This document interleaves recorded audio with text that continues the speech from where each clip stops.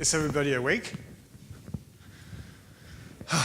I tried to make sure to have the biggest hangover so none of you have any excuse not to listen. I was doing my best with 1 liter beers last night to get really, really drunk. So if I'm here, you should be able to listen. And hopefully I at least have maybe a good few quotes or a joke. So if you don't like the content, at least you might like some parts of that. I'm the head of IT, but I'm also responsible for security in a small bank.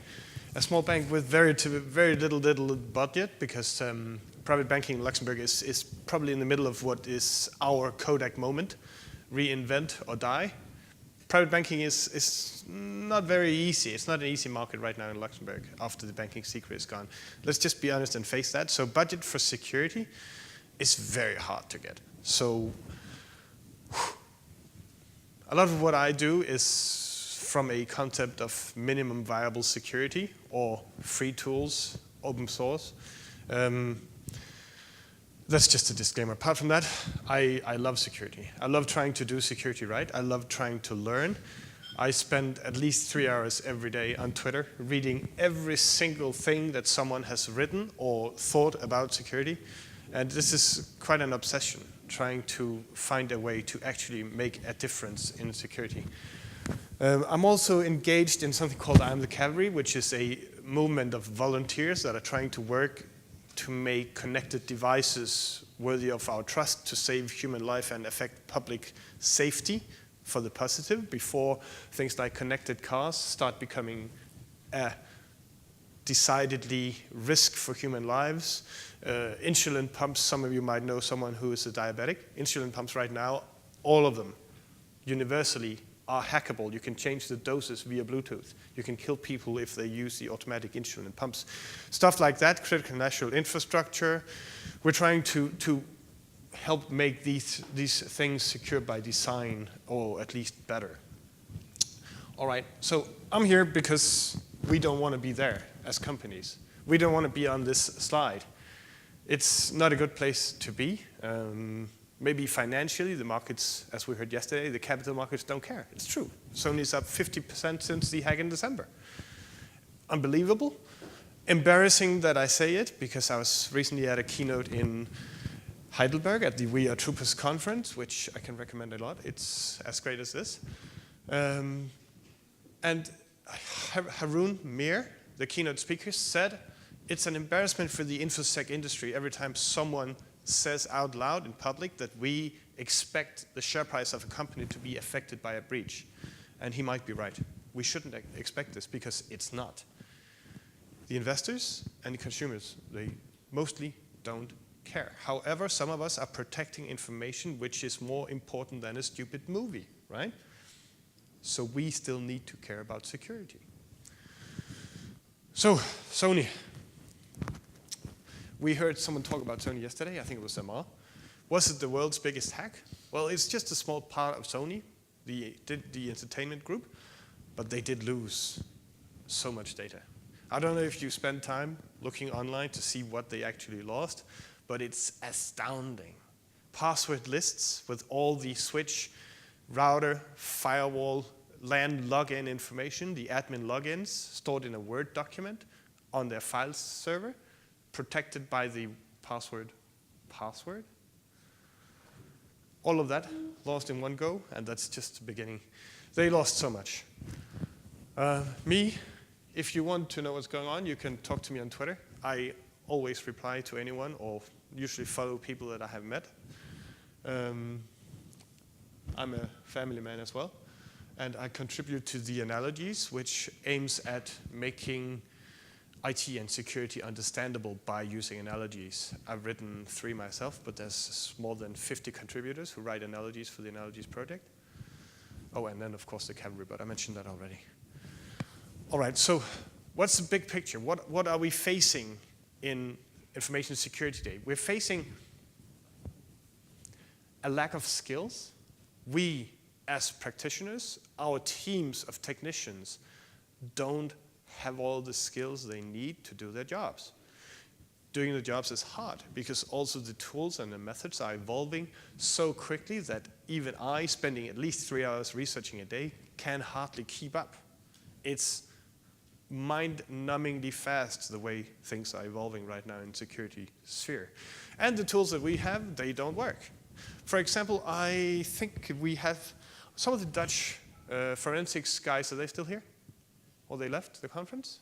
Well, definitely not here right now. I think they did a forensics training at the beginning of the week. And to do forensics, you have to trust your tools, right? I know for a fact that many of the forensics tools are broken. They don't give you the correct information. Tools to defend our enterprises, they also don't work. Signatures, all of you have heard that these don't really work. It's true, they don't work. This guy from Crisis, he wrote the stupidest virus imaginable that did the most violent things to your computers, a piece of malware, and tested it against every engine, and none of them could detect it. And he could not write a virus that was more obviously bad, and they simply couldn't detect it. This guy, a Luxembourger, I live in Luxembourg, Paul Young, who works for a very innovative Luxembourgish security company, he, using his knowledge, managed to find ways, if he was a bad guy that was writing malware, that he could evade any sandbox. Using fingerprinting in some of the services, he could evade any sandbox, and it was effortless. So, we're stuck in the hard place, as Haroon Mir said. Things are hard, because the things that we trust, we shouldn't necessarily trust. Things are not always what they seem. Is this the solar eclipse that we had a few weeks ago? Or is it something else? Can you see what it is?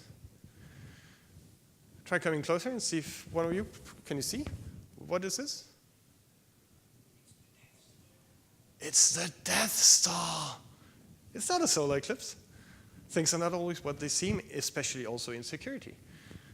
We have new attack surfaces that probably none of us have any idea what to do with. Israelis, if we use air gaps, they have found a way, if you can find a computer that is standing physically next to another computer, and the other computer is air gapped, it's not connected to anything, they can still remote control it using this technique. And, well, how do you defend against that?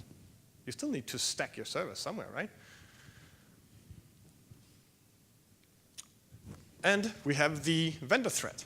I heard this from an American guy recently, and the phrase has stuck with me ever since. I really like it. The VPT, the vendor persistent threat.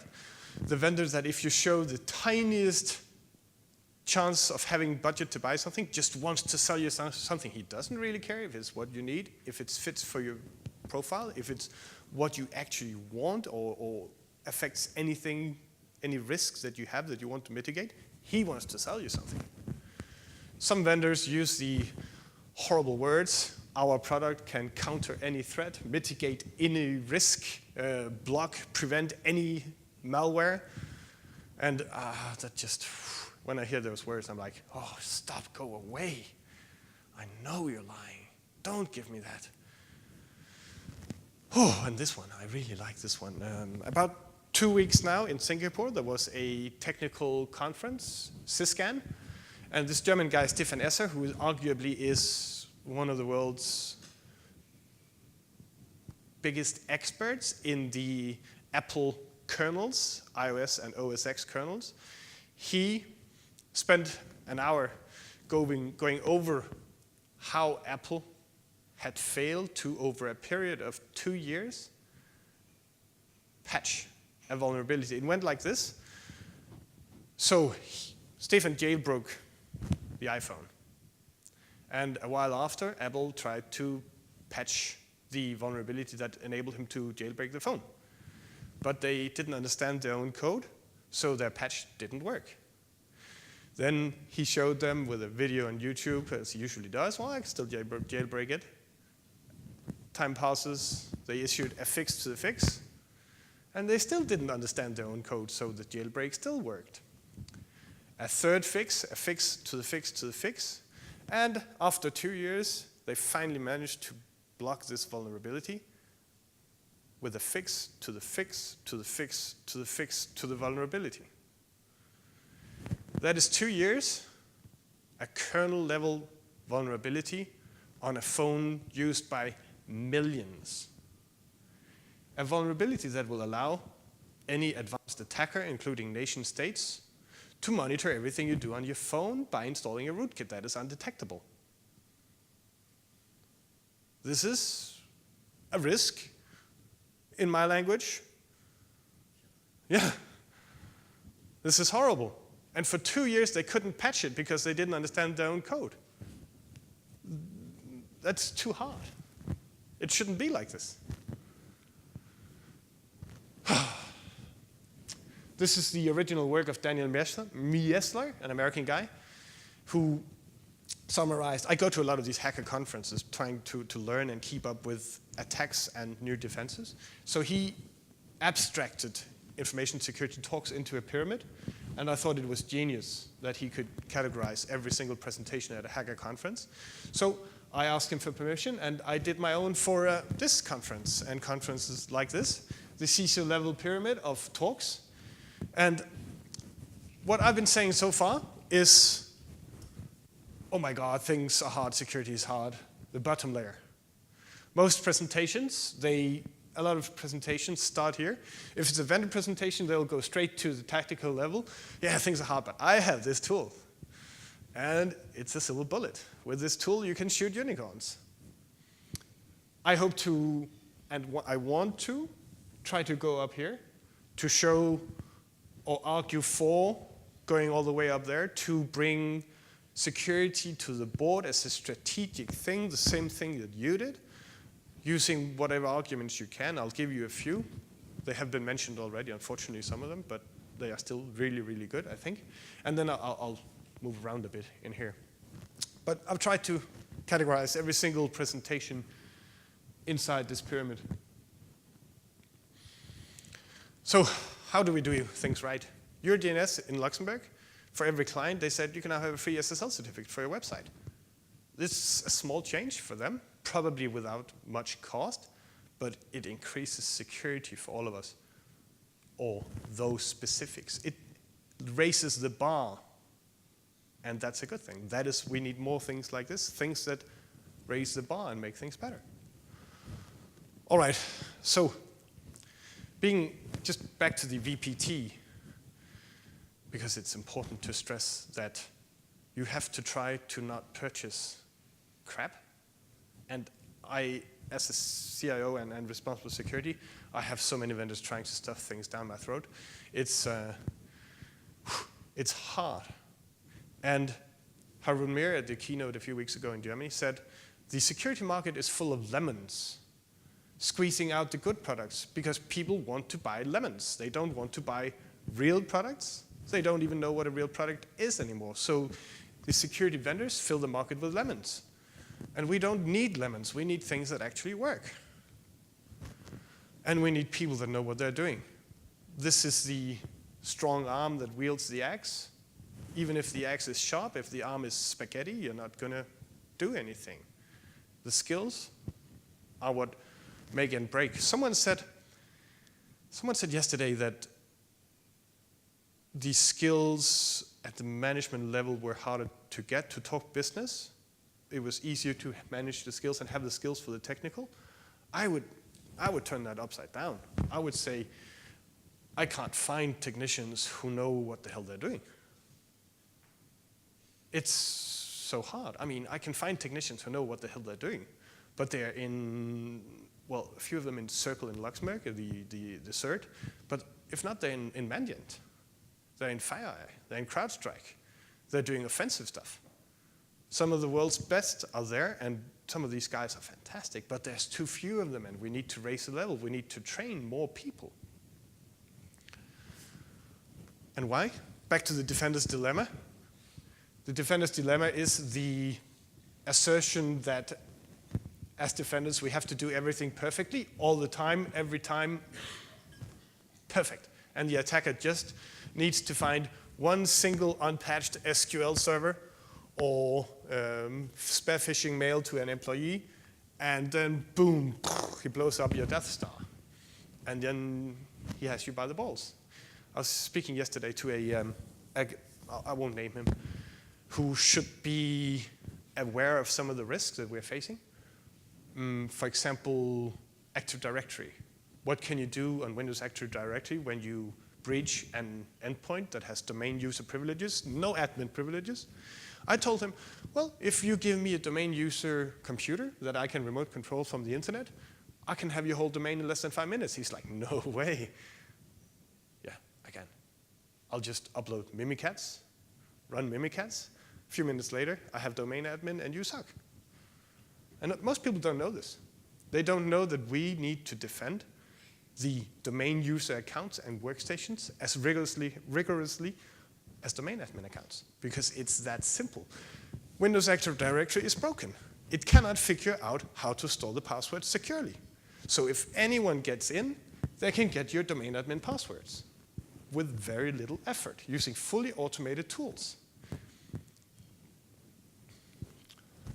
And compliance. Don't do compliance, do security. I hate those 365 days a year auditors, and they know nothing. It's such a pain. Take them away. Kill me now. Oh. Okay, so why should we worry more now? Why should we, if we're already not at the board level, why must we go there now? Well, you can not do it. You actually have a very valid alternative. It works. Just don't do much. Keep doing what you've been doing. Get a good insurance or two, and then Mandiant up if you get breached. Hire Mandiant to come and say, oh, it was horribly advanced, unprecedented attack. We've never seen it or the like. And you'll get your insurance money. You can probably pay less per predicted annum or per year in predicted payments than if you do security right. But some of us are still protecting things that need protection. And then you have to take into consideration the new EU data protection legislation, which has the astounding penalty of 5% of your revenue. And you're thinking, well, that's possibly not so much. But it's not your company's revenue. It's the mother company's revenue, 5%. The top level group, 5% of the revenue. And you need to be able to report a breach in 72 hours, which for most companies require reinventing their incident response procedures now to be able to do that, because how do you even get a lawyer online and have him agree to a breach disclosure in 72 hours? How do you even do the incident response and know what the hell happened if you actually got breached in 72 hours? Sure, I know Gemalto can say after 6 days, no, NSA in the UK did not breach us, nothing happened. But that's just not how the real world works. I'm a Gemalto truther, I'll admit. I think they're lying their teeth out. I think they got hacked and they have no idea because their log settings were set to store for 1 week or something stupid. But that's just me. And we're seeing a sharp increase in threats recently, especially with the aggression between Russia and the West. There's been a lot of increase in attacks against Western European companies, infrastructure, banks, governments. So I think we should go, using some of these arguments, to the board now and say, we need to discuss security. We need to discuss security the right way. We need to have a strategy for security and a policy. The policy doesn't help your security, but you still need the policy for awareness reasons and other reasons. So, doing security strategically, you need a paradigm or a methodology. I like this one. This one is a classical pyramid where you, like the Egyptians, you build it from the bottom up. You start by building a defensible infrastructure. What is a defensible infrastructure? That's really hard, but it's parts evaluating what you have. Do we allow bring your own device, or do we want closed ecosystems with relative security instead?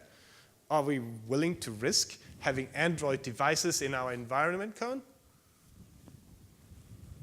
No, we're not, right? No, great. It's evaluating your next generation firewall and the way you set it up. Is this firewall actually working? Or is it a checkpoint? You might as well throw it out, get something that really works. I have checkpoints on the shelf in my basement because it's horrible. It's horrible. But it's a magic quadrant leader. But it's horrible. Yeah, magic quadrants. Let's not go there. That's a whole other story. So defensible infrastructure. It's knowing which historical choices you have made, which InfoSec debt that you have acquired by doing so. InfoSec debt is like technical debt, risks that you have acquired, but you were not aware of what you acquired when you did. And now you have that risk in your environment, and you need to be aware of it, and you need to make a plan for mitigation if mitigation is required. But at least, at the very minimum, you need to be aware of which risks you have there. So that's a defensible infrastructure. Thinking about every choice you make and have made, and planning for doing better if and when necessary. Mastery. This is the, my son loves Ninjago, that's why it's a Ninjago picture there.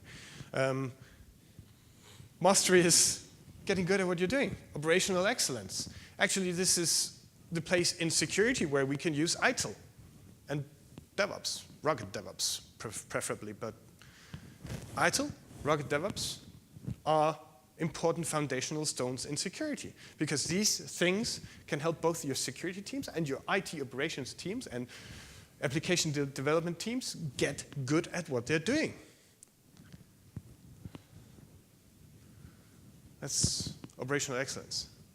After that comes situational awareness, which is shining the spotlight into your network, really finding out what's going on so that you can be able to have the ability to actually detect when something goes wrong. If you don't know what's going on in your network, you don't know. Right, Cohen?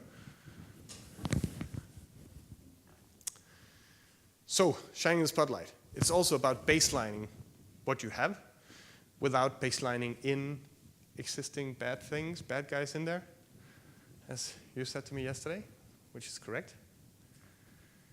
But you need to know what you have, and you need to be in control. And then, and only then, would I start considering spending money on buying these fancy tools like FireEye or whatever. I would never even consider this until I had the base of the pyramid within reasonable control.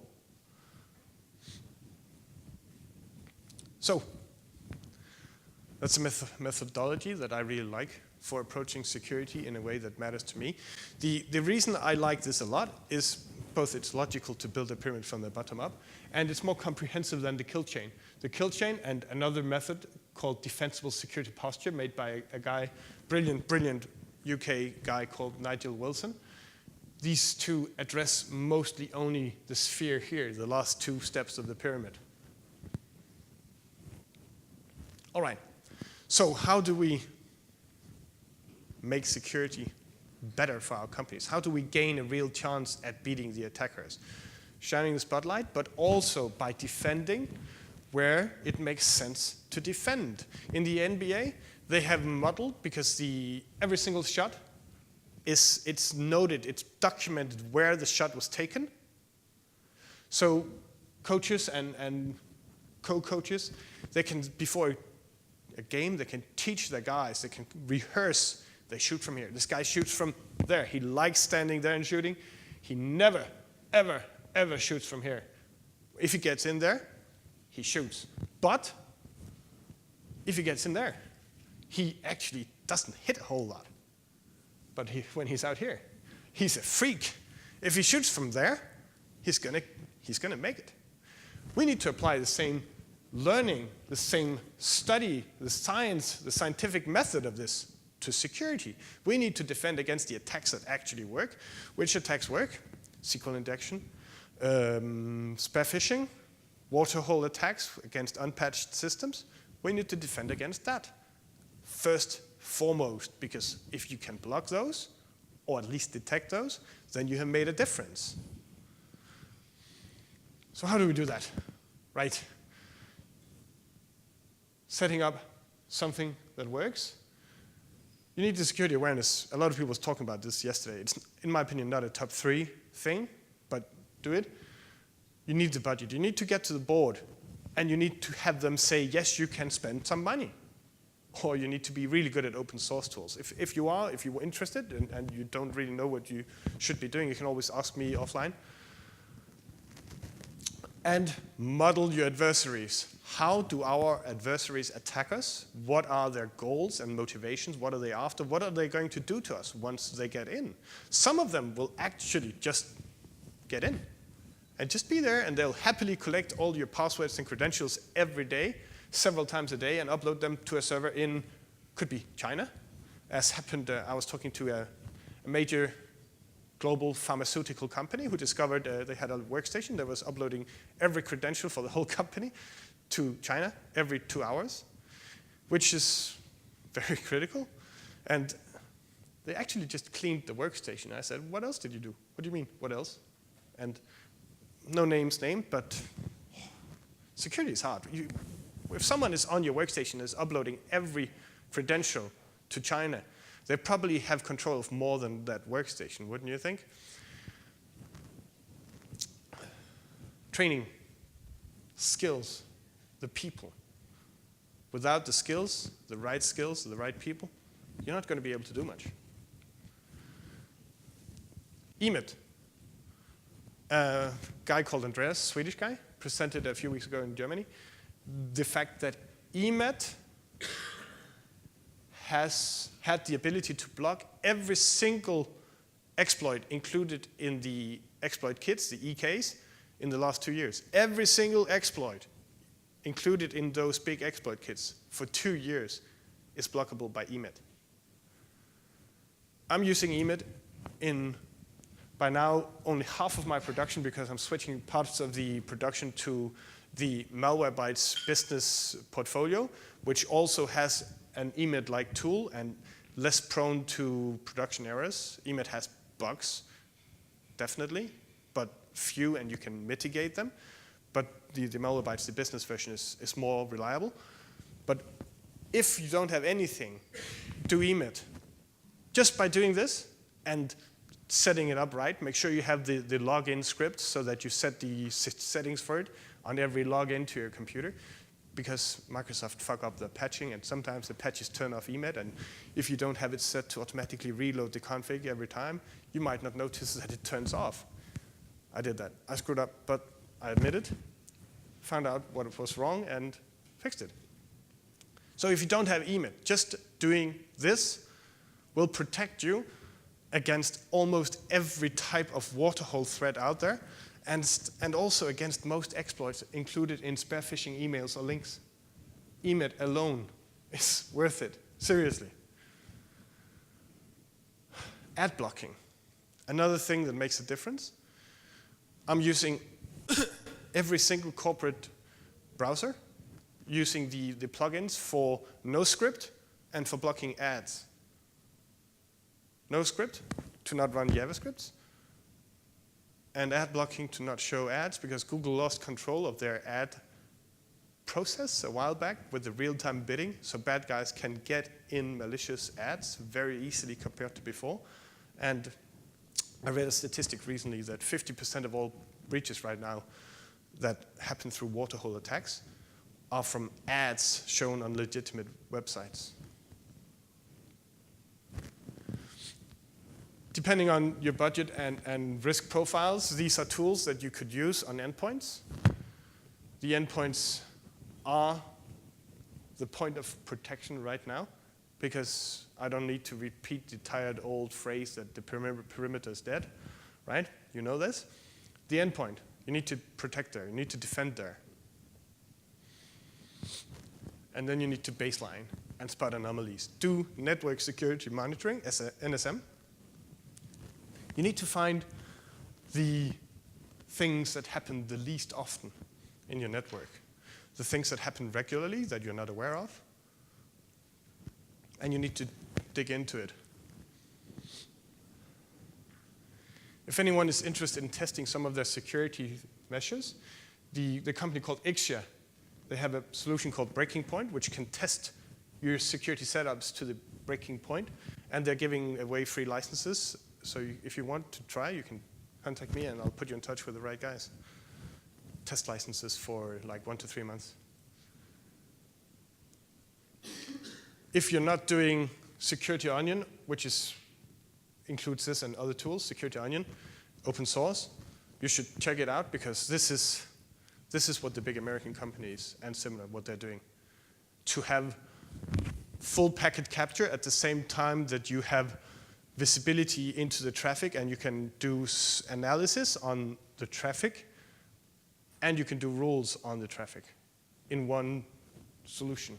This is really, really great.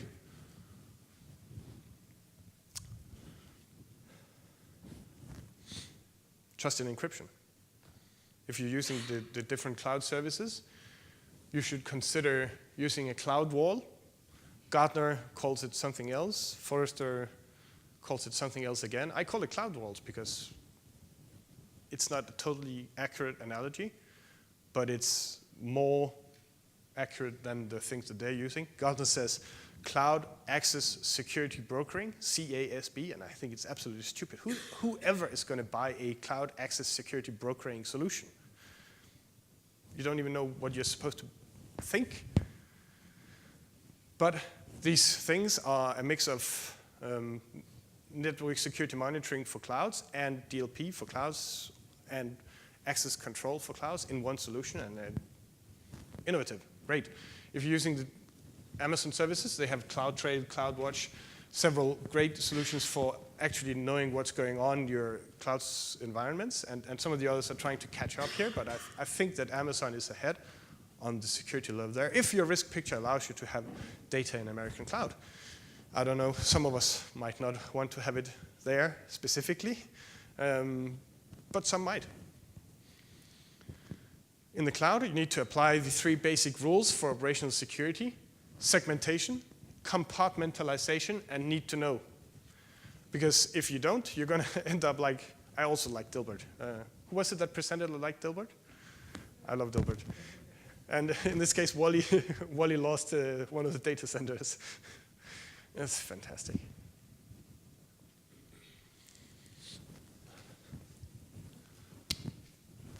So the cloud, one thing that people very often don't think about when they put enterprise data in cloud solutions is the concentration risk. We have a hard time protecting our own enterprises against breaches. The threat of the future, and it's happening now, is that advanced attackers will go directly for the admins of the cloud infrastructure. Because if you get the admin, you have compromised X number of clients' infrastructures in one go. And you need to take this into account when you do your risk assessments, because they have concentration risk in these environments. Go for, in your perimeter defense, the Active Directory solutions, the no credential left behind paradigm, because if you do leave administrative credentials lying around, the total compromise after the initial foothold will happen so much faster and be harder to remediate. Do I still have time? If you could close up soon, that would be very nice. All right, okay. I was doing some research on cloud security, and ENISA has a list of cloud security certification providers, companies that are supposed to be able to certify that your cloud is secure. I went to one of these websites of one of those companies doing that, and my actual intrusion prevention system reacted, which is, oh, wow, something happened, something worked. And it actually blocked an exploit against my computer from a cloud security certification company. So I called them, and I'm like, your website just tried to breach my computer. They're like, no, it's not possible. Yeah, you have an iframe injection on your website. No, we don't. Well, yeah, it's when you open up the website, it's in your cookie policy. We don't have a cookie policy. Yeah, you should probably take another look. So the cloud security certification provider, who was supposed to certify that my cloud or someone else's cloud was secure, had absolutely no idea that their entire infrastructure potentially was compromised. At least the web server. But if you have the web server, why not take everything else? They had no clue.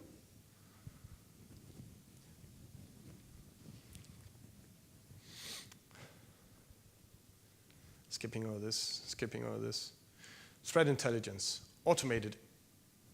What you can do, if you get a trusted feed of indicators of compromise, where you trust that there's very few false positives, you can automate the fetching of these IOCs into your SIM, automatic correlation against your SIM data, and automatic alerting on any matches, which means that you will gain an ability to detect a breach faster, in theory. Do it if you're not doing it. And ally up with IT operations. Security should not be the guys who say no, or the guys who say knee. They should be bromancing with everybody else, because security can be done right and can be run as a valid business unit and part of the business strategy if you do it right. Pragmatic. And then the unexpected extra win, if you manage to do parts of this, is that you get to be compliant once you start doing things right. Compliance becomes automatic. Wow. That's it. Thank you very much.